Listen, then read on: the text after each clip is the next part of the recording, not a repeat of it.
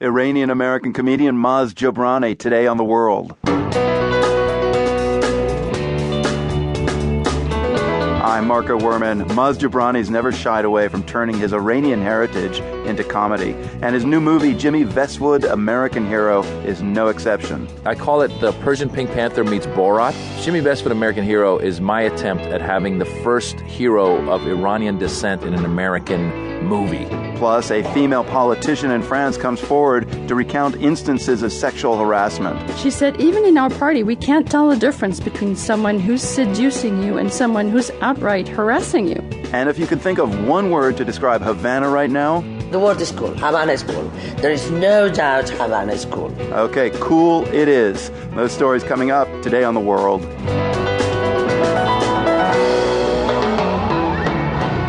Glad you could be here on this Wednesday. We're going to start off today talking politics. Here in America, the presidential race is giving us plenty of reason to think about how men treat women, not least because of Donald Trump's notorious comments about Fox News anchor Megyn Kelly during the first Republican debate. She pressed him about his comments about women in a sit-down interview last night.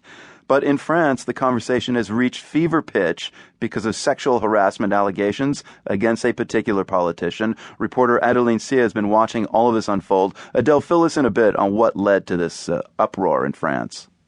Yeah, well, I think we may be seeing some kind of turning point here in history of women's rights and maybe men and women's interaction at work as well.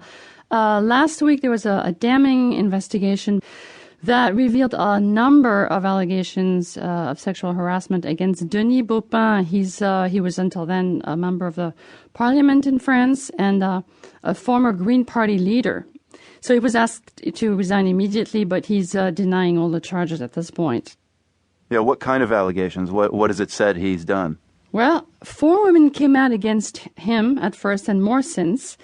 Some women like Sandrine Rousseau, she was one of the spokesperson for the Green Party, reported one incident she said occurred in 2011. For example, she said that Baupin had pushed her against a wall in a hallway, grabbed her breast and tried to kiss her.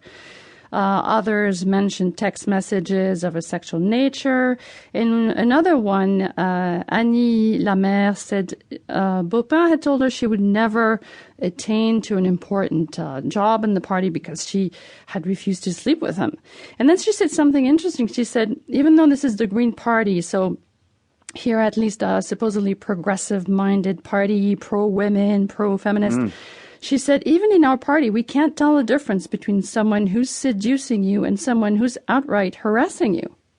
How are other politicians reacting to all of this? Many interesting testimonies. One woman, Cécile Duflot, a member of the French National Assembly, she's a former minister and former head of the Green Party, so she was one of Baupin's close colleagues.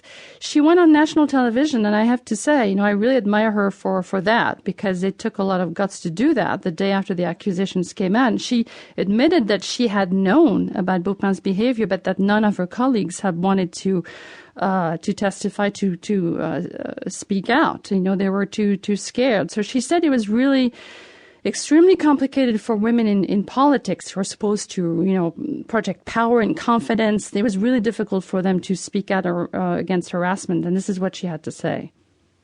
Vous voyez bien que dans cet univers, quand vous êtes une femme, si vous êtes dans un statut de victime ou qui passe pour une pisse froide, qui comprend pas, qui est coincée, qui une féministe qui donne des leçons. So she said you can clearly see that in that world, if you put yourself in a victim situation or risk passing as a sourpuss who doesn't get it, who is stuck up, who is a lecturing feminist, that is a handicap. And that is what happens to women who try to speak out.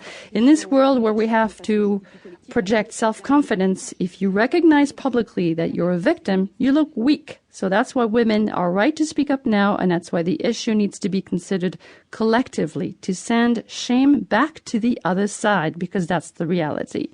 So she admitted she'd made mistakes, but she also said that she had herself been the victim of sexual harassment in her career, not from Baupin, but she also said that one in 5 women in France is harassed at work.